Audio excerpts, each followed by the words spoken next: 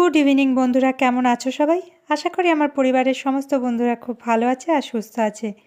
আমি মমিতা চলে এলাম একটা নতুন ভিডিওর সাথে। আর সাথে একটা খুব ভালো একটা টপিক নিয়ে তোমাদের সঙ্গে আজকে কথা বলবো। এখন একটু বেরিয়ে পড়লাম রেডি হয়ে। এখন বিকাল 6টা বাজে আর বিকালবেলা এখন পরিটা আমাকে একটুখানি দোকানের দিকে যাচ্ছি। আকাশের ওয়েদারটা একদম ঠিক নেই, যদিও চালাটা বন্ধ করি। আকাশের ওয়েদারটা একদম ঠিক নেই, আকাশটা না মেঘলা করে আছে, সারাদিন ধরেই মেঘলা করে আছে, বৃষ্টি হচ্ছে, এইরকমই ওয়েদার এখন। এইরকম বৃষ্টির ওয়েদারের জন্য বিকেলের হাঁটাটা না প্রায় বন্ধই হয়ে গিয়েছে।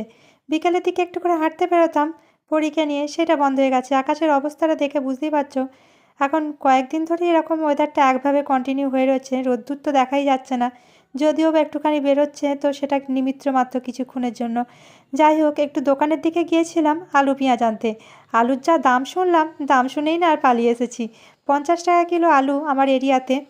তারপর কি করলাম, হাজব্যান্ডকে ফোন করে বলে দিলাম যে তুমি যেদিকে গেছো সেখান থেকে বরং সস্তায় যদি একটু কম হলেও যদি পাও সেখান থেকে নিয়ে আসবে, কেননা আমাদের এই এরিয়াতে না আলু পেঁয়াজের দামটা অতিরিক্ত বেশি। যাই হোক, হাজব্যান্ড আবার পরে অন্য জায়গা থেকে এনেছিল, সেখানে একটু সস্তা পেয়েছিল। সস্তা বলতে ওই 3 কিলো আলু 100 টাকায় নিয়ে এসেছে। যাই হোক, আমাদের এই এরিয়ার থেকে একটু হলেও কম। আর আমি দেখো ফিরে এসে না আগে সন্ধেটা দিয়ে দিলাম। আর এদিকে আলু কিনতে গিয়ে আলু তো কিনিনি, সাথে কিছু টুকিটাকি জিনিস নিয়ে এসেছিলাম। আর ভাবলাম যে আলুর পরিবর্তে বরং 50 টাকার ডিম নিয়ে চলে যাই, ডিমটা বরং কাজে লাগবে, আলুর থেকে উপকার হবে। যাই হোক না কেন, আলু তো লাগবেই আমাদের বাঙালি পরিবারে, আলু ছাড়া চলবে না। আর এদিকে দেখো কিছু টুকিটাকি জিনিস এনেছিলাম, সেগুলো একটুখানি গুছিয়ে নিচ্ছি। আর আজকে যে বিষয়টা নিয়ে আলোচনা করব, যে কিছু খারাপ অভ্যেস যেগুলো আমাদের মধ্যে থাকে, আর সেগুলো তো আমরা প্রত্যেকের মধ্যেই আমাদের খারাপ অভ্যেস থাকে। আর হিসাব মিলিয়ে দেখতে গেলে ভালো অভ্যেসের তুলনায় না খারাপ অভ্যেসটাই হয়তো বেশি আমাদের মধ্যে রয়েছে। তবে ভালো অভ্যেস তৈরির আগে খারাপ অভ্যেসগুলোকেও ধীরে ধীরে জীবন থেকে না বাদ দিতে হবে। যদিও কোনো অভ্যেসই একেবারে বদলানো যায় না, তবুও একটু সময় লেগে গেলেও সেই অভ্যেসগুলোকে কিন্তু একটু চেষ্টা করলে বদলে নেওয়া যায়। আজকে কিছু অভ্যেসের কথা বলবো, যেগুলি তোমাদের মধ্যে থাকলে অবশ্যই বাদ দেবার চেষ্টা করবে। আর আমাকে এটাও জানাতে ভুলবে না যে এর মধ্যে কোন খারাপ অভ্যেসটা তোমার মধ্যে আছে। প্রথমেই যেটা বলবো, অন্যের থেকে কিছু আশা করা। আমরা অনেকেই আছি যারা অন্যের থেকে অনেক বেশি কিছু প্রত্যাশা রেখে ফেলি। আমরা চাই সব কিছুটা যেন আমাদের মনের মতন হয়। ছোটোবেলায় যেমন বাবা মার কাছে কিছু জিনিস পাবার বায়না করা, সেই ছোট থেকেই অভ্যেসটা তৈরি হয় কিছু পাওয়া, কিছু চাওয়ার আশা রাখা। তেমনই সময়ের সাথে সাথে না অনেক কিছুই পরিবর্তন হলেও অন্যের থেকে প্রত্যাশা কিন্তু থেকেই যায়। এই ধরো না, একটা মেয়ে বিয়ের আগে কত কিছুই না ভেবে রাখে তার শ্বশুরবাড়ির সম্বন্ধে, বা তার হাজব্যান্ডের থেকে কত কিছু আশা রাখে। অথবা সন্তান বড় হওয়ার পর আমরা কত কিছু প্রত্যাশা রাখি আমাদের সন্তানের ওপর, কিন্তু এটা ভুলে যাই যে সময়ের সাথে সাথে সব কিছুই পরিবর্তন হতে থাকে। আর যখনই কোনো কিছু আমাদের মনের মতন হয় না, অথবা আমাদের প্রত্যাশা ইচ্ছা কোনোটাই পূরণ হয় না, তখনই কিন্তু আমরা অনেকটা হতাশ হয়ে পড়ি। তাই অন্যের থেকে কোনো রকমই আশা যতটা না রাখবে ততটাই ভালো। আর নিজে যতটা পারবে নিজের মতন করে নেবার চেষ্টা করবে, বা নিজেকে খুশি রাখার চেষ্টা করবে। অনেক সময় আমরা অন্যের থেকে অনেক কিছু আশা রাখি, বা পরিবারের লোকের থেকে, বা আমাদের প্রতিবেশী, বা নিজেদের কাছের লোকের থেকে আমরা বেশি আশাটা রাখি, তাই না? তবে আমার যেটা মনে হয়, কারোর থেকে কোনো রকম আশা বা প্রত্যাশাটা না না রাখাই ভালো। আর অন্যের থেকে কোনো ইচ্ছা বা আশা রাখলে যখন সেটা পূরণ হয় না, তখন আমরা অনেকটাই হতাশ হয়ে পড়ি। আর এদিকে দেখো, আমি কিন্তু সন্ধ্যের সময় এসে একটু চা বানিয়ে নিয়েছি।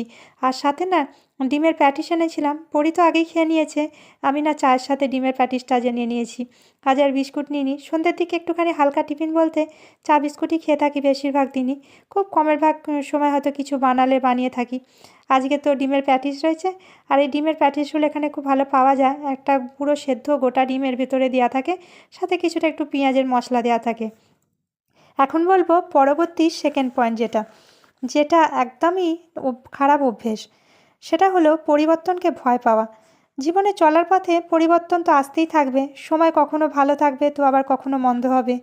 তবে সেই ভালো আর মন্দের সময়টাকে তোমাকে মেনে নিতে শিখতে হবে। শুধুমাত্র ভালোই যে সারা জীবন থাকবে তোমার জীবনে, সেটা তো আর হয় না। ভালোর সাথে খারাপটাও আসতে থাকে। আর এই ভালো খারাপের পরিবর্তনটা যে না মেনে নিতে পারবে না, সে কিন্তু কোনোদিনই সুখী থাকতে পারবে না। পরিবর্তন যেমন সংসারের সময়ের ওপর দিয়ে যায়, তেমনই আবার সংসারের মানুষের মনেরও পরিবর্তন হতে থাকে। এই ধরো, আজ যে সমস্ত মানুষগুলো তোমাকে ভালোবাসে, তোমাকে পছন্দ করে, তারা যে ভবিষ্যতেও একই রকম থাকবে তেমনটা তো নাও হতে পারে, তাই না? তেমনই এখন বর্তমান সময়ে খারাপ ব্যবহার করা মানুষগুলো ভবিষ্যতে নিজের ভুল বুঝে যে ভালোও হয়ে যেতে পারে, সেটাও হতে পারে। অথবা নতুন প্রজন্মে নতুন কিছু পরিবর্তনও হতে পারে। যেমন ধরো, নতুন যুগের ছেলে মেয়েদের নতুন চিন্তাধারা, সবই তো পরিবর্তন হয়, তাই না? আমরা যেমন আমাদের মা বাবা কাকা জ্যাঠাদের থেকে পরিবর্তন হয়েছি আমাদের চিন্তাধারায়, আমাদের মানসিকতায়, তেমনই আমাদের ভবিষ্যৎ প্রজন্মও কিন্তু অনেক পরিবর্তন হবে। তাদের কালচার বা তাদের মেন্টালিটি কিন্তু অন্যরকম হবে। সুতরাং তাদের পরিবর্তনটাকেও আমাদের মেনে নিতে হবে। আর পরিবর্তন যে কোনো প্রকারেই হতে পারে, তবে মেনে নেওয়াটা আর মানিয়ে নেওয়াটা কিন্তু তোমার ওপর নির্ভর করছে। আর এদিকে আমি রাতের রান্নাও বসে দিয়েছি, রাতের রান্নার জন্য ডাল করে নিয়েছি আর রুটিও বানিয়ে নেবো। আর পরি এখানে ক্যামেরার সামনে এসে না একটু ডান্স করছিল। পরি বসেছে ওর স্কুলের একটা প্রজেক্ট নিয়ে, পড়ার বাদ দিয়ে স্কুলের প্রজেক্ট আছে সেটাকেই করতে বসেছে। যাই হোক, ও নিজের মতন যে করে নিচ্ছে, আমাকে যে করে দিতে হয় না বেশিটা, সেটাই আমার কাছে অনেকটা ভালো। নিজের মতন নিজেটা করে নিতে শিখে গেছে। আর আমি এখানে রাতের রান্নাটা করে নিচ্ছি। এখন পরবর্তী 3 নম্বর পয়েন্ট যেটা বলবো, অতীত নিয়ে পড়ে না থাকা। অতীতের ভালো ঘটনা হোক বা খারাপ ঘটনা, সেগুলো কিন্তু শুধুমাত্র স্মৃতি হিসেবে রাখাটাই ভালো। সেগুলো যদি বর্তমান জীবনে আমরা ভাবনা চিন্তা করতে থাকি, তাহলে কিন্তু আমাদের জীবনে অনেকটাই এফেক্ট আনে। আর বর্তমান সময় যতটা পারবে না টেনে আনাটাই কিন্তু ভালো অতীতের কথাগুলো। কারণ অতীতের ঘটনা ভেবে বর্তমান জীবনে কষ্ট পাওয়াটা খুবই এফেক্টও করে আমাদের জীবনে। যদি ভালো সময়টা ভেবে দেখো, সেটা হয়তো কিছু সময় তোমার মুখে হাসি এনে দেবে, অথচ সেই ভালো সময় বা পরিস্থিতি এখন হয়তো তোমার সাথে নেই, বা সেই মানুষটি হয়তো তোমার সাথে নেই, সেটা ভেবে কিন্তু তোমার চোখে জল এনে দেবে। আবার ধরো, খারাপ ঘটে যাওয়া কোনো অতীতের ঘটনা যেটা তোমার মনে আতঙ্কের সৃষ্টি করবে, আর সেই অতীত থেকে কিন্তু বেরিয়ে আসাটা তোমার পক্ষে অনেকটাই কষ্টকর হবে, আর তোমার বর্তমান জীবনে কিন্তু অনেকটাই এফেক্ট ফেলবে। তাই অতীত নিয়ে পড়ে থাকাটা কিন্তু কখনোই ভালো নয়। তাই বলবো, অতীতের ঘটনা অতীতেই রেখে দেওয়াটাই মনে হয় ভালো। যত বেশি চিন্তাভাবনা করবে, ততটাই না মনের মধ্যে খারাপ এফেক্ট পড়বে। আর আমার রান্নাবান্নাও কমপ্লিট হয়ে গেছে, আর রান্না কমপ্লিট করার সাথে সাথে না আগে কী করছি, রান্নাঘরটাকে ভালো করে গুছিয়ে পরিষ্কার করে নিচ্ছি। রাতের বেলা এই কাজগুলো করে না রাখলে সকালে খুব অসুবিধায় পড়ে যেতে হয়। সেই জন্য রাতেরবেলা রান্নার সাথে সাথেই রান্নাঘরটাও পরিষ্কার করে রাখি, আর সকালের জন্য কিছুটা কাজ না এগিয়ে রাখার চেষ্টা করি। এখনও পর্যন্ত যে সমস্ত বন্ধুরা আমার ভিডিওটা দেখলে, যদি ভিডিওটাতে একটা লাইক না করে থাকো, একটা লাইক করে দিও। আর ভিডিওটা পুরোটা দেখার অনুরোধ তো রয়েছে। দেখার পরে তোমাদের মতামতও কিন্তু কমেন্টের মাধ্যমে জানাতে ভুলো না। তোমাদের মতামত জানতে পারলে কিন্তু আমার ভালো লাগবে। আর যদি চ্যানেলটা এখনও পর্যন্ত সাবস্ক্রাইব না করে থাকো, তাহলে আমার চ্যানেলটা সাবস্ক্রাইব করে নিয়ে একটু পাশে থাকার অনুরোধ রইল। এদিকে দেখো, রান্নাঘর মোটামুটি গুছিয়ে নিয়েছি। এবার যে সমস্ত জিনিসগুলো ছড়িয়ে রয়েছে না, সেগুলোকেও গুছিয়ে নেবার পালা, সেগুলোকেও গুছিয়ে নিচ্ছি। আর তার সাথে চলে যাব 4 নম্বর পয়েন্টে, নিজেকে ছোট মনে করা। অনেকেই আছে যারা সব কিছুতেই আগে থেকে না নিজেকে ছোট মনে করে। নিজের মনের ভিতর কোনো রকমভাবে ভরসা বা কনফিডেন্স নেই। তারা নিজের যোগ্যতা বা দক্ষতা নিয়ে কিন্তু নিজের ওপর ভরসা রাখতে পারে না, আর অন্যের সামনে বারবার নিজেকে ছোট মনে করে। আর মনে মনে এটাই ভাবে যে আমি বোধহয় কোনো কিছুতে সফল হতে পারলাম না। আর এই ছোট হওয়ার বিষয়টা নিয়ে কিন্তু অনেক সময় বিষণ্ণতাতেও ভুগতে থাকে।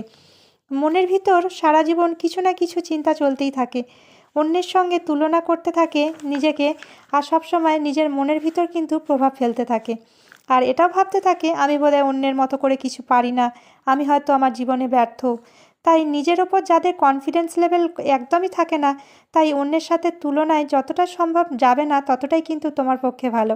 আর নিজের কাছে যে দক্ষতা বা ক্ষমতাটা রয়েছে, সেটাকে নিয়ে খুশি থাকার চেষ্টা করাটা দেখবে অনেকটাই ভালো।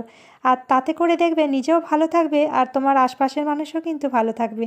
আর নিজে ভালো থাকতে গেলে নিজের ওপর আত্মবিশ্বাস রাখাটা কিন্তু অত্যন্ত জরুরি। তাই বলবো, নিজেকে কখনোই ছোট ভাববে না। তোমার মধ্যেও কিন্তু অনেক কিছু গুণ রয়েছে, সেটাকে তোমাকে নিজেকেই খুঁজে বার করতে হবে। সেটা তোমার আশপাশের মানুষ কিন্তু তোমাকে সেটা বুঝতে দেবে না, বা তোমাকে ধরিয়ে দেবে না চোখে আঙুল দিয়ে যে তোমার এই গুণটা ভালো রয়েছে। তোমার খারাপ গুণটা সবাই ধরিয়ে দেবে, কিন্তু ভালো গুণটা কেউ কিন্তু কখনোই প্রকাশ্যে বলবে না। তাই সবসময় চেষ্টা করবে নিজের ওপর আত্মবিশ্বাস রাখার। আর এখানে দেখো হাজব্যান্ড কিছু সবজি এনেছিল আলু পেঁয়াজের সাথে, সবজিগুলোকে গুছিয়ে নিয়েছি। আর সকালে রান্নার জন্য না কিছু সবজি কেটেও রাখছি। সকালবেলা উঠেই ডাঁটার তরকারি করব। সকালবেলা এইসব কাটাকুটি করতে গেলে না অনেকটাই সময় চলে যাবে। 6টার সময় ঘুম থেকে উঠি, কিন্তু এবার আমাকে 8টার মধ্যে রান্নাটাও কমপ্লিট করতে হবে। তার মাঝে আবার পরীকে ঘুম থেকে তোলা, রেডি করা, এই সমস্ত কাজগুলোও থাকে। সেই জন্য রাতের বেলা না সবজিটা যতটা কেটে গুছিয়ে রাখা যায় ততটাই ভালো। আর আজকে দেখো আমার পছন্দের লাল শাক এনেছে। আমি যখনই রাস্তায় কোথাও বেরোই, হাজব্যান্ডের সাথে গাড়িতে করে কোথাও যাই না, আমি চারিদিকে দেখতে দেখতে যাই। এই লাল শাক কোথাও বিক্রি হলেই আমি কিন্তু নেমে পড়ি। আমার ভীষণ ভালো লাগে এই লাল শাক খেতে। যাই হোক, আজকে নিয়ে এসেছে। সেই শাকগুলোকেও না ভালো করে ভাবছি কেটে রাখবো। পরিও খেতে ভালোবাসে লাল শাক ভাজা করলে বিশেষ করে। আর তবে সকালবেলা কাটা সম্ভব নয়, শাকগুলো কাটবো ভাবছি। আর এদিকে দেখছি বর্ষার দিন তো প্রচুর পরিমাণে ধুলোবালি। শাকটাকে আগে ভালো করে ধুয়ে নিয়ে জলে কিছুক্ষণ না ভিজাতে রেখে দিয়েছিলাম। তারপরে ভালো করে ধুয়ে সেটাকে কেটে নিয়েছিলাম। আর এখানে শাকটাকে ভেজাতে দিয়ে ওদিকে আবার পরি আমাকে ডাক দিচ্ছে বারবার। একটুখানি ওর কাজ বাকি আছে, ওর কাজে একটু হেল্প করে দিতে হবে। সেই জন্য আবার শাকটাকে ভিজাতে রেখে দিয়ে ওর কাজটাই আগে করে দিতে চলে এলাম। হয়ে গেছে পয়েন্ট? হ্যাঁ, এই পর্যন্ত আসবে, এইরকম আসবে। আর এই সার্কেলটা এখানে করছি। পরি নিজের প্রজেক্টের কাজ নিজেই করেছে।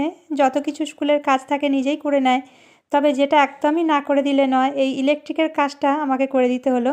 কেননা কারেন্টেতে আমি ওকে হাত দিতে দিই না। সেই কারণে আমাকে ডাকাডাকি করছিল যে এটা একটুখানি আঠাটা লাগিয়ে দেওয়ার জন্য।